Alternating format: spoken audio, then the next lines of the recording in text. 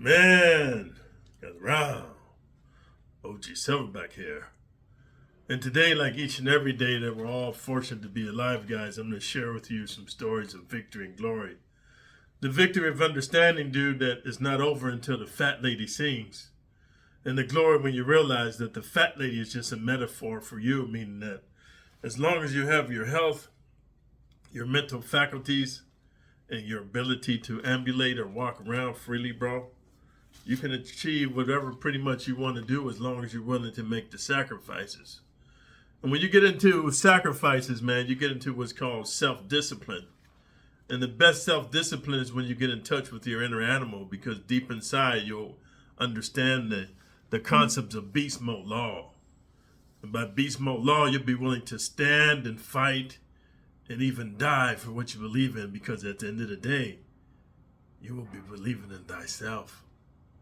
So without further ado, I'm getting to the topic of today's video, guys, which I want to give you a forewarning, dude, and a precursor and let you know. I don't know, I'll probably lose a good amount of subscribers from the African American community over this video, but you know, man, I have to be transparent because I found that since I'm in the last quarter of my life, dude, I can't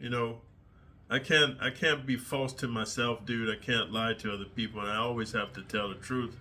And I found living over here in Southeast Asia, the culture here, and I'm not trying to be negative, but they don't never tell you the whole truth. Like, just say, for example, how can I say this in a way that's positive? Let's say you meet somebody and they got halitosis or their breath stinks. What Asian people do, they'll offer you some gum instead of saying, hey, dude, you need to like check your breath because it's mighty funky, you know? And I'll give you an example that comes close to home. And this has just happened to me, so I'm going to share this with you. So I went to rent a condo, so I like to do what's called a month-to-month. That just works better for me. So even if you do a month-to-month, you got to do a first and last, and then you got to do so you basically got to do 2 months rent to move into the condo. So I did my 2 months rent. Halfway through, the landlady knocks on the door talking about I got to move out because there's somebody who wants to sign a 1-year lease. I didn't want to sign a 1-year lease because I don't like to be tied down. I never know what my life's going to be like. I want to be free like the wind. So I moved out. The lady didn't give me back my first and last. She didn't give me back my 2 months deposit. And so then she said, oh, you got to talk to the owner. This was the real estate agent or the property manager. So then we get the owner on the phone, and the owner's talking about, no, I ain't giving dude nothing. He broke the lease. And then I explained to the property manager, you the one told me to break the lease, you know what I mean? And so long story short, dude, she broke the lease, she kept the money, and then got me kicked out.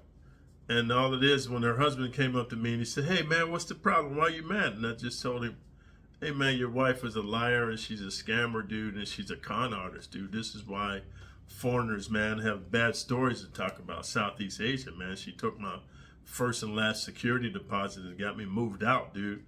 And I didn't even do anything. And then so my girlfriend was like, no, you should have said that, you know, she told you to move out. You shouldn't have said she kept your money. I said, but that's the truth. So anyway, I made a lot of enemies, man, and even some of my friends in America, dude, I made some enemies because of the videos I share with you guys about the horrors of maximum security prison. They telling me, oh, man, you should move on. You're a businessman, and it's bad for business when you're talking about prison. And when people Google you, they find out you got a prison channel.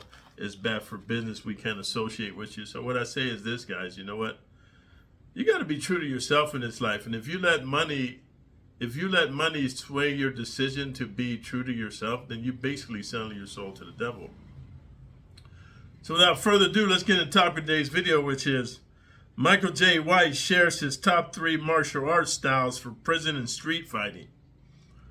So before I start this video, I got to address a couple of things on the Sneeko video where I said, you know, I made a video and I used a thumbnail where it says Sneeko gets knocked out by Sean Strickland. And you guys, a lot of you guys comment like, oh, that's clickbait. He didn't get knocked out. And you lying for views. You lying for clicks. So I want to talk to you OGs because youngsters basically don't follow boxing or kickboxing or MMA, dude, or cage fighting. Let me tell you something, dude. If somebody in your corner or you throw in the towel or you stop fighting, dude, or the referee looks like you're now responsible, like you can't defend yourself, This is called a TKO, technical knockout.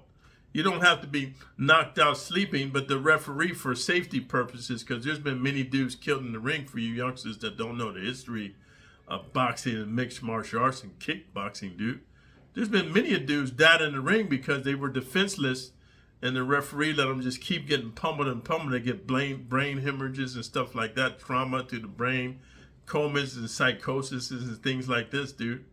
Aneurysms, dude.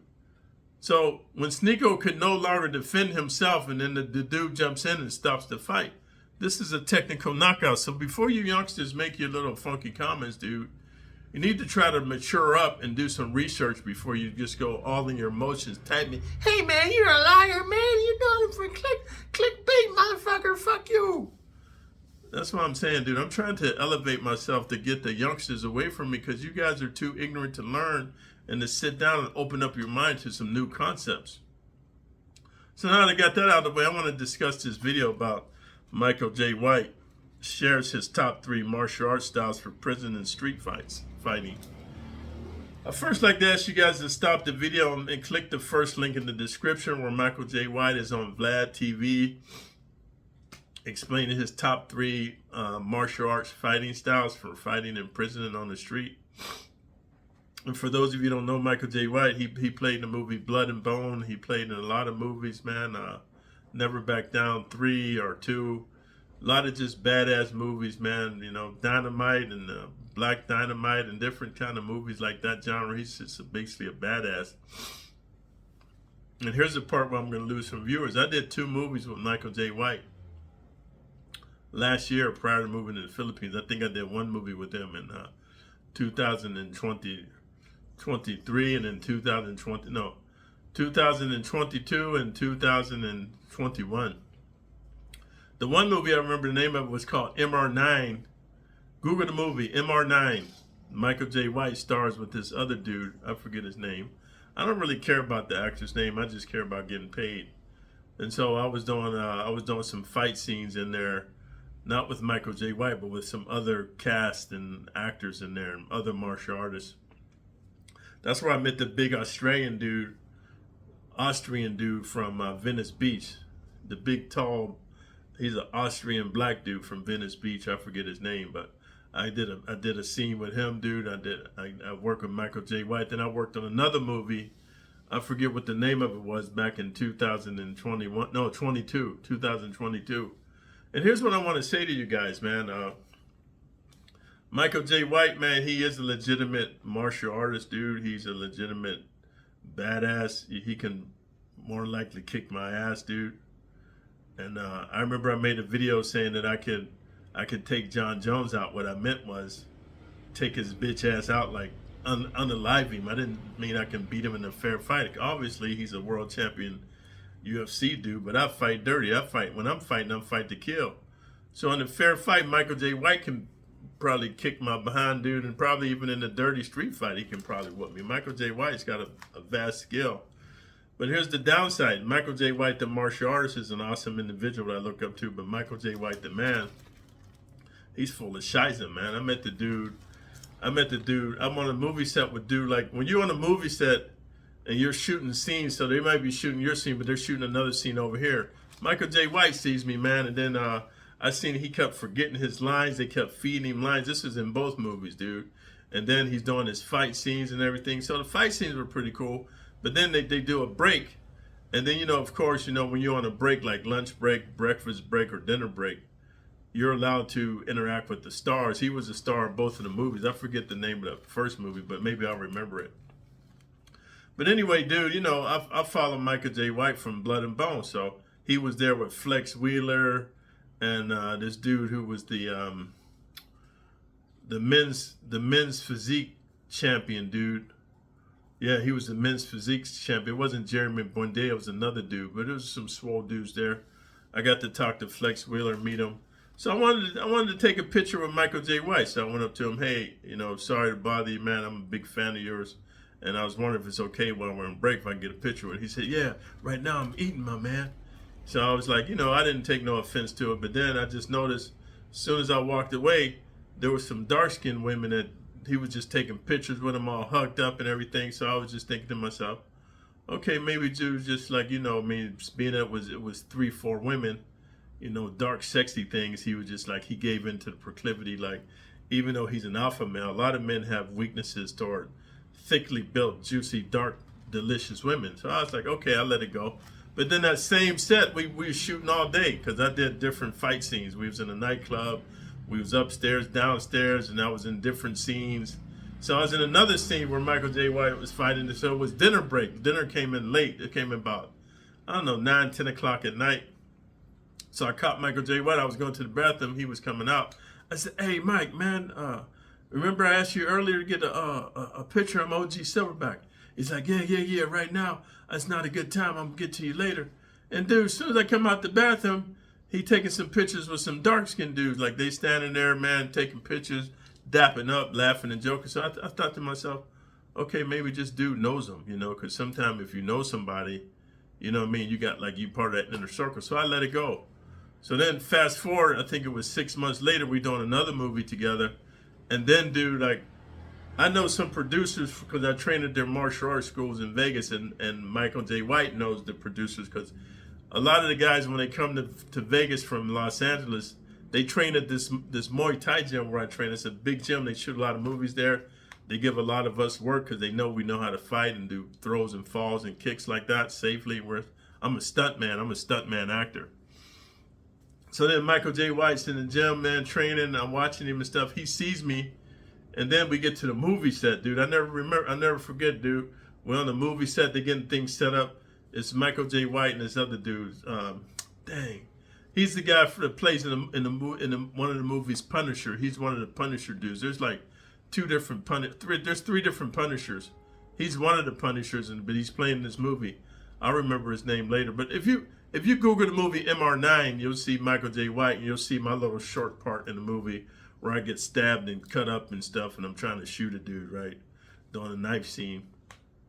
So anyway, man, Michael J. White walks in, and everybody's going up there. And so I know 2 producers, man. The producers are the people that fund the movie. So then everybody's standing in line, and a couple of my homies was like, hey, let's take a picture with Michael J. White. And I was like, man, nah, dude's an asshole, man. Like, I think he practices colorism. And then some of the dudes wasn't African American. They didn't know what colorism meant. They said, what's that? I said, man, he don't like light-skinned dudes, man. He one of them cats, man. Sure enough, we go up there. Everybody's in line. He's taking pictures with the dark-skinned dudes, and then the white boys and the Mexican dudes, right, and the Asian dudes. But it was me and the tall Austrian dude. He's like a war baby. He's a tall, light-skinned dude. He looks like a light-skinned African American dude. And then there was another light-skinned dude there too. Trust me, ask Drew Danger. Go to Drew Danger's channel, ask him. So we in line, he just ignores us, man. So then one of the 2 of the producers came up and said, hey, Michael, take a picture with OJ Silverback. Because in this movie, I'm one of the bad dudes. I'm like a bad dude. And so then Michael J. White got an attitude. He's all like, you know, I wish I could find a picture and put in the community tab. But he's like, oh, he just got attitude. He don't have the same enthusiasm. He ain't putting his arm around me, man. He don't even want to shake my hand. And I'm thinking to myself, man, fuck this dude, right? So then he didn't take a picture with the 2 other light-skinned dudes. And the one light-skinned dude was like, man, OG Silverback, you should just fuck that fool up. And I'm thinking to myself, man, like, I consider myself a bad mofo, but being a maximum security prison, guys, I learned a long time ago. I'm not the baddest mofo on the planet. I'm not the biggest, the scariest, the meanest, or the craziest. Even though I thought that, but I learned I'm not. There's people on a whole different level. And Michael J. White, man, he'll whoop my behind, man. Then I won't be able to work no more on the movie set. Then I'll be infamous because they'll be like, OG Silverback gets his ass handed to him by Michael J. White on the movie set. So I ain't going to mess off my career, but I just had to tell you guys, man, like, as a martial artist, I look up to him. I respect what he says about these fighting styles because I agree. He separates them into traditional martial arts and combat sports or combat martial arts. I agree with that. I've made videos, but I had to make this video to let you know that we're in agreement and to let you know I respect him as a martial artist, but I don't like him as a man.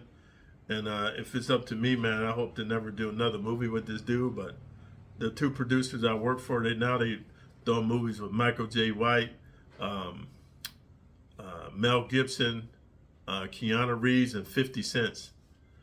I'm not in those movies because I'm here in Southeast Asia, but I'll be back in the United States in about a couple of weeks, man, and I'm going to take care of my mom, and then I'll keep you guys posted up to date of what's going to happen after that. But, you know, guys, if you want to unsubscribe, you African Americans, understand, but see, here's what I want to share with you, man. Be careful who you look up to, because you see a lot of cats on film and in movies. You even see them on TV shows. Like if you guys ever Google the TV shows I was on with Nicole Vegas, that's my TV persona. This is my real persona here. But man, you meet these cats in real life, you'll be let down, man. Especially if you're a light skinned dude and he's a dark skinned dude. And he's got practice his colorism, dude. It took all the wind out of my sails. So if you want to unsubscribe because you know you can't have compassion that somebody you look up to is human and frail, and for whatever reason they got this colorism thing going on, then I understand. But the rest of you guys, man, if you like the realness and the rawness and the honesty, thumbs up the video, leave a comment for the algorithm. And if any of you other light-skinned dudes in there, you stunt actors that work with Michael J. White, leave a comment on the video. And True Danger, if you're watching, tell the story about the other light-skinned dude you interviewed, who's a movie dude, said Michael J. White don't like light-skinned dudes, man. So anyway, guys, if you're new to the channel, subscribe and then share the video. Until next time, OG Silverback out.